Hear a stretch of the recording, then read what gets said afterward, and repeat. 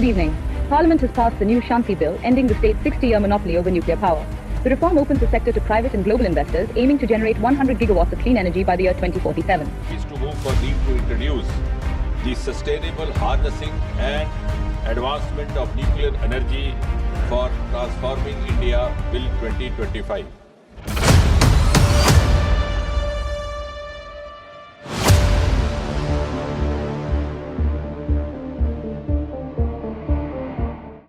Hello friends, welcome back to our channel once again. और आज हम लोग डिस्कस करेंगे एक बहुत ही इंपॉर्टेंट बिल के बारे में जिसका नाम है एटॉमिक एनर्जी बिल ऑफ 2025 और इसको शांति बिल भी कहा जा रहा है। तो जानने की कोशिश करेंगे ये शांति का फुल फॉर्म क्या है। और इससे पहले कि हम इस एपिसोड में आगे बढ़ें तो आपको बता दूं कि हर कंट्री का, हर देश का अपना एक न्यूक्लियर प्रोग्राम होता है और इंडिया का भी अपना न्यूक्लियर प्रोग्राम है। तो आप जानते होंगे कि कैसे डिपार्टमेंट ऑफ एटॉमिक एनर्जी की स्थापना 1954 में हुई थी और उस डिपार्टमेंट को सीधे प्रधानमंत्री के अंतर्गत रखा जाता है। तो मौजूदा में एटॉमिक एनर्जी डिपार्टमेंट के जो मुखिया हैं वो हैं हमारे प्रधानमंत्री श्री नरेंद्र मोदी जी।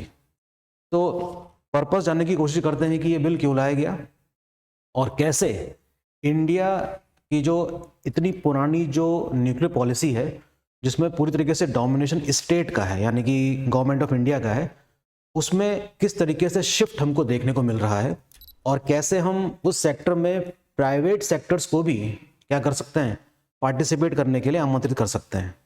तो ये बिल उसी के बारे में है। एंट्री हो रही है किसकी? प्राइवेट सेक्टर की। किसमें? न्यूक्लियर एनर्जी प्रोग्राम में। सबसे पहले तो हम देखेंगे ये शांति का फुल फॉर्म क्या है।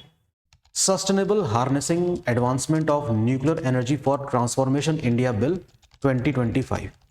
ऑफिशियल नेम इसका एटॉमिक एनर्जी बिल है। आप जानते ही हैं कि एटॉमिक एनर्जी से लेकर कई सारे अमेंडमेंट बीच बीच में होते रहे हैं, लेकिन किसी भी अमेंडमेंट में ऐसा नहीं हुआ कि प्राइवेट प्लेयर्स को भी इसमें पार्टिसिपेशन दिया जाए। तो इस बिल के थ्रू जो सबसे इंपॉर्टेंट बात निकल के आ रही है वो ये है कि जो प्राइवेट सेक्टर्स हैं वो भी न्यूक्लियर एनर्जी प्रोग्राम में अपना पार्टिसिपेशन दे सकते हैं। तो these are some of the key features of Shanti bill. Private sector participation, unified legal framework, nuclear safety authority and 100 gigawatt nuclear capacity target, जो कि हमको 2047 तक अटेन कर लेना चाहिए। ये टारगेट सेट किया गया है इस बिल के थ्रू कि कैसे हम जो अभी मात्र 3 से 4% प्रोडक्शन ही कर पा रहे हैं न्यूक्लियर पावर से या न्यूक्लियर एनर्जी से, उसको हमें बढ़ाना है 2047 तक 100 गीगावाट तक, जो कि एक काफ़ी बड़ा चैलेंज है। अभी सिर्फ 3 to 3.1% के आसपास ही है प्रोडक्शन। तो प्राइवेट सेक्टर अगर पार्टिसिपेट करते हैं तो हो सकता है उसमें काफ़ी उत्साहपूर्वक इस प्रोग्राम को देखने को मिलेगा हमें। और जो बड़े बड़े प्राइवेट प्लेयर्स हैं, चाहे टाटा पावर्स हो, रिलायंस इंडस्ट्रीज हो, वो इसमें पार्टिसिपेट कर सकती हैं और अच्छे से अच्छे कंट्रीब्यूट कर सकती हैं। तो they can participate in fuel fabrication, atomic mineral exploration, plant operation. ऐसे कई सारे काम होते होंगे न्यूक्लियर पावर प्लांट में जो इनको सौंपे जा सकते हैं। तो एक प्रकार से हम कह सकते हैं कि डिसइन्वेस्टमेंट, या कह सकते हैं कि फॉरेन इन्वेस्टमेंट को भी इसमें एनकरेज किया जा रहा है। Unified legal framework consolidates existing laws into a single comprehensive statute. ठीक है, तो सबसे इंपॉर्टेंट बात तो इसमें निकल के आ रही है कि प्राइवेट सेक्टर का पार्टिसिपेशन और जो जितना भी हम न्यूक्लियर एनर्जी क्रिएट कर रहे हैं सिविल पर्पस के लिए, उसको बढ़ाना है 100 गीगावाट तक। मैं आपको सिर्फ एक बॉटम लाइन बता रहा हूँ इसकी। So, this Atomic Energy Bill 2025 marks a paradigm shift in the India's nuclear energy policy, transitioning from a statehood-dominated closed model to a strategic and climate-aligned framework. इसमें फॉरेनर्स भी क्या कर सकते हैं, फॉरेन कंट्रीज भी क्या कर सकते हैं, इनमें इन्वेस्ट कर सकती हैं। तो एक प्रकार से कह सकते हैं कि इसको मल्टी डायमेंशनल स्वरूप दिया जा रहा है।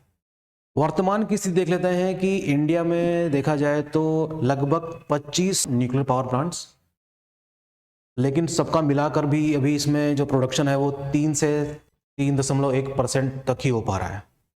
तो कभी कभी पीसीएस जैसे एग्जामों में या आईएएस के प्री एग्जाम में इस तरह से क्वेश्चन आ जाता है कि arrange the following states into according to the percentage of the production in nuclear sector. तो तमिलनाडु देखिए नंबर 1 पे है, गुजरात नंबर 2, राजस्थान, महाराष्ट्र, कर्नाटक और यूपी।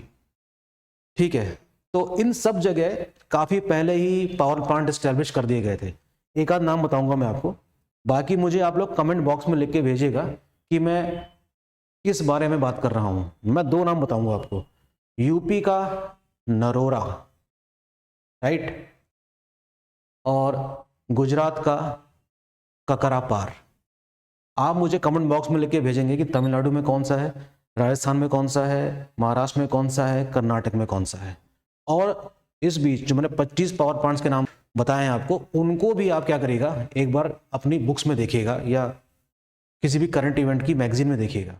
तो इंडिया की जो न्यूक्लियर पॉलिसी है उसमें हमको एक शिफ्ट देखने को मिलेगा आने वाले दिनों में, और आने वाले दिनों में ही यह तय हो पाएगा कि ये शांति बिल जो है ये किस तरीके से हमारे जो न्यूक्लियर प्रोग्राम को और भी ग्लोबल लेवल पर विस्तारित करता है। ओके, मिलते हैं नेक्स्ट लेक्चर में। Thanks a lot.